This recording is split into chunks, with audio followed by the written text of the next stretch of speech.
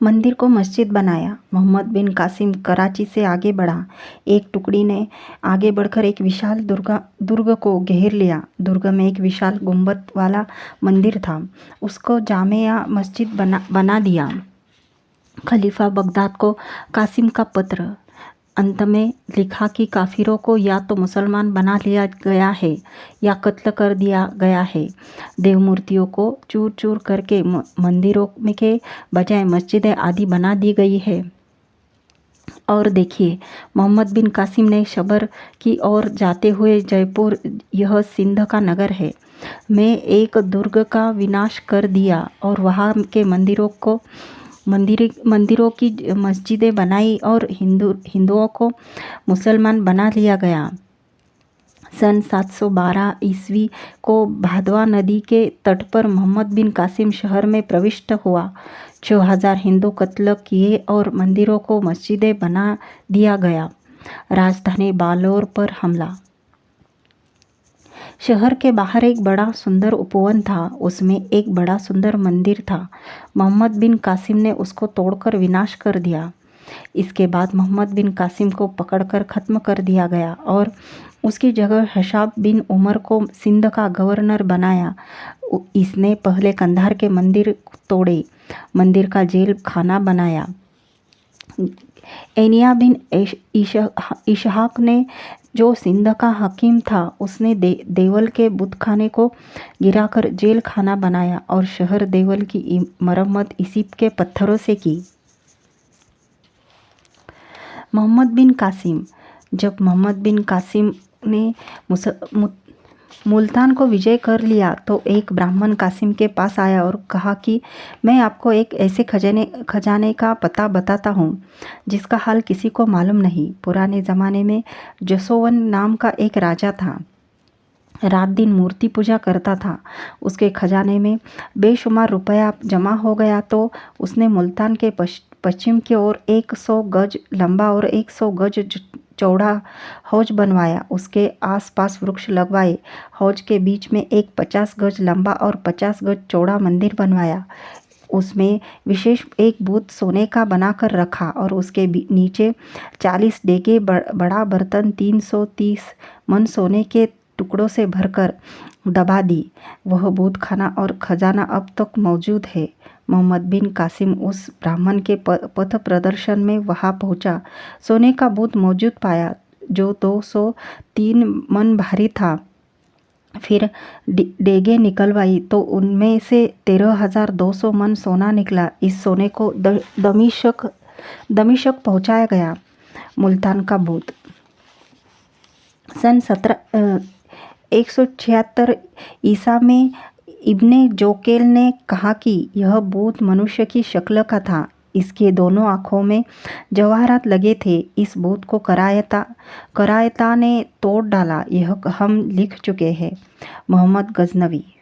तारिक फरिश्ता ने मोहम्मद की लड़ाइयों का आरंभ जयपाल व आनंदपाल से वर्णन किया, मगर मंदिरों का विनाश नगरकोट से आरंभ किया। अतः हम भी नगरकोट से ही मोहम्मद का हाल शुरू करेंगे। नगरकोट का बूतखाना। मोहम्मद नगरकोट के बूतखाने को तोड़ने के लिए चला। जब वह किला भीम के पास पहुंचा तो उसको घेरने का हुक्म दिया और उसके पास रहने वाले लोगों को कत्ल कर दिया। यह किला एक पहाड़ पर था। हिंद के लोग इसे भूतों का खजाना कहते थे। सोना, चांदी और जवाहरत वहाँ इस कदर थे कि जो किसी बादशाह के खजाने में भी नहीं थे। उस समय जब मोहम्मद वहाँ पहुँचा तो केवल पुजारी और सेवक ही वहाँ थे। मोहम्मद को वहाँ से 60 लाख दिनार सुर्ख और 700 मन चांदी और सोने के बर्तन, कई सौ मन कुंदन सोना, जो 2000 मन शुद्ध चांदी और 30 मन जवाहरात प्राप्त हुए, जो मोहम्मद ने वहाँ से लूटे। थानेश्वर का मंदिर तोड़ा। फिर मोहम्मद के दिल में थानेसर के मंदिर को तोड़ने का विचार हुआ। उसका कारण यह था कि हिंदू इस बुत को, जिसका नाम जगसोम है, उसको मक्का के बराबर समझते थे। इस पर उसने आनंदपाल को लिखा कि मैं थानेश्वर जाने का विचार कर चुका हूँ। तुम अपनी सेना के कुछ विश्वस्त लोगों को हमारे साथ करो ताकि रास्ते की तकलीफ़ों से सुरक्षित रहे।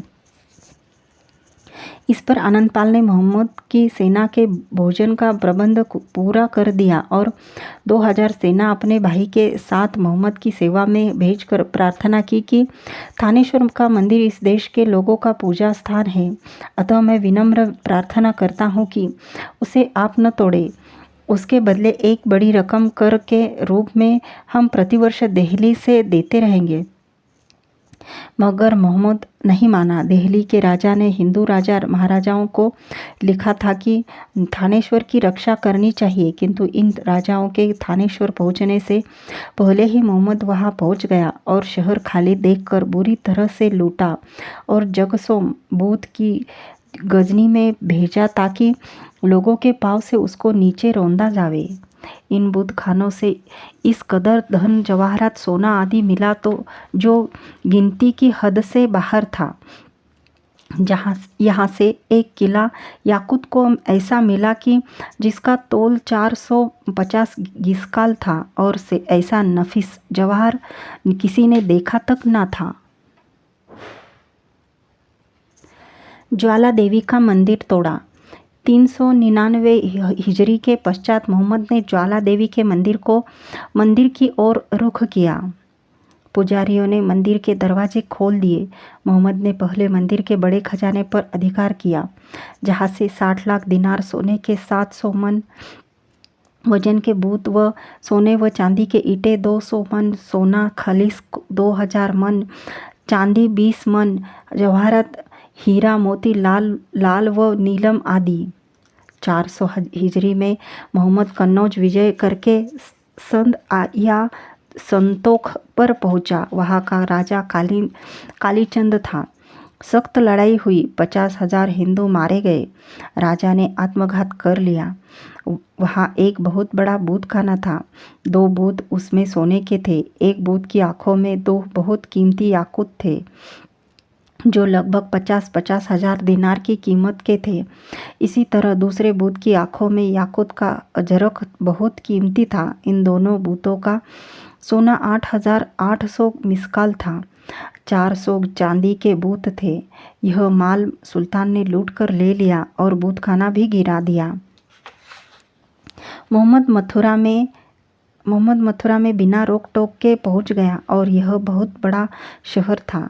पहले शहर को लूटकर विनाश कर दिया। शहर और आसपास के बूथ खानों को जला दिया। मोहम्मद वहाँ की ऊंची इमारतों और बूथ खानों की बनावट को देखकर चकित रह गया और उसके संबंध में उसने एक पत्र गजनी को लिखा कि इस शहर में 1000 प्रासाद है जो आसमान तक ऊंचे हैं और संगे मरमर के बूथ खाने बेशुमार है।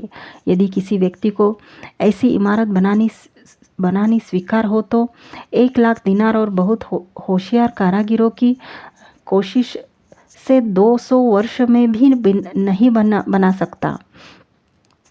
मैंने इन सबको जलाकर बर्बाद कर दिया।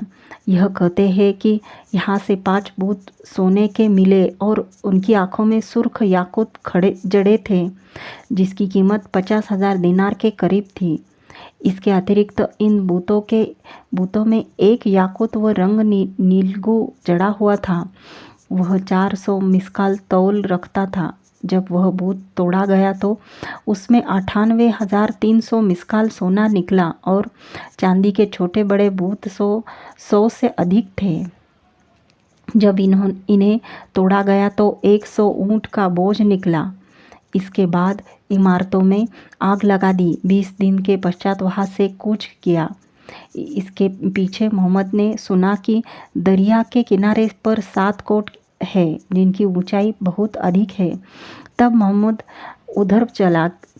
किलों का रक्षक भाग गया। वहाँ पर मोहम्मद की दृष्टि चंद बुत खानों पर पड़ी। हिंदुओं के विश्वास से इसको बने 4000 वर्ष बीत चुके थे। मोहम्मद के साथियों ने जो कुछ किलों से पाया उन पर अधिकार किया। गुलामों ने मंदिर गिराया। इधर सुल्तान ने जयपाल के पोते को विनाश किया। उधर गुलामों ने शहर में जाकर जो पास ही था लूट लिया और वहाँ के सब बूत खानों को वीरान और बर्बाद कर दिया।